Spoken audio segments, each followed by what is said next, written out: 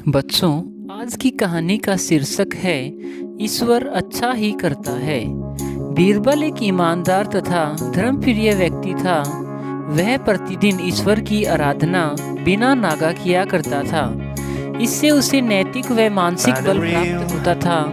वह अक्सर कहा करता था कि ईश्वर जो कुछ भी करता है मनुष्य के भले के लिए ही करता है। कभी कभी हमें ऐसा लगता है कि ईश्वर हम पर दृष्टि नहीं रखता, लेकिन ऐसा होता नहीं। कभी कभी तो उसके वरदान को भी लोग साफ समझने की भूल कर बैठते हैं। वह हमको थोड़ी पीड़ा इसलिए देता है ताकि बड़ी पीड़ा से बचा सके। एक दरबारी को बीरबल की ऐसे बातें पसंद नहीं आती थी।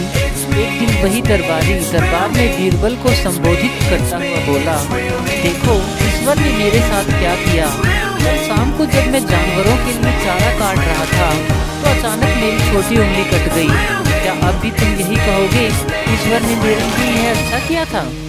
कुछ देर चुप रहने के बाद बीरबल बोला, मेरा अब भी यही विश्वास है, क्योंकि ईश्वर जो कुछ भी करता है मनुष्य के भले के लिए ही करता है। बीरबल की यह बात सुनकर दरबारी नाराज हो गया कि मेरी तो उंगली कट गई और बीरबल को इसमें भी अच्छाई नजर आ रही है। मेरी पीड़ा तो जैसे कुछ भी नहीं।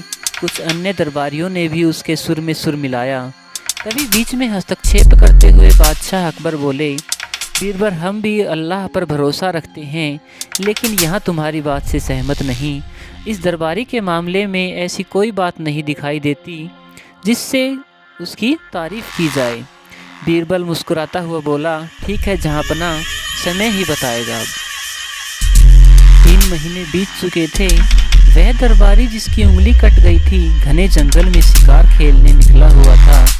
एक हिरण का पीछा करते वह भटककर आदिवासियों के हाथों में जा पड़ा। वे आदिवासी अपने देवता को प्रसन्न करने के लिए मानव बलि में विश्वास रखते थे।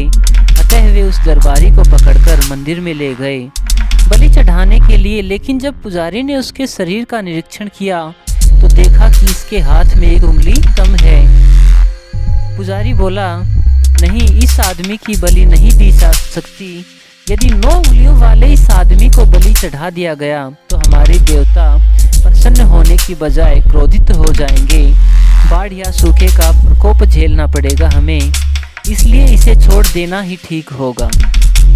और ऐसा कहते हुए उस दरबारी को छोड़ दिया गया। अगले दिन वह दरबारी दरबार में बीरबल के पास आकर रोने लगा। तभी बादशाह ने दरबार में आकर पूछा कि आप बीरबल के सामने क्यों रो रहे हैं? अकबर ने सवाल किया कि तुम्हें क्या हुआ, तुम क्यों रो रहे हो? जवाब में उस दरबारी ने अपनी आप बीती विस्तार से कह सुनाई। वह बोला, अब मुझे विश्वास हो गया है कि ईश्वर जो कुछ भी करता है मनुष्य के भले के लिए ही करता है। यदि मेरी उंगली न कटी होती तो निश्चित ही आदिवासी मेरी बलि चढ़ा देते।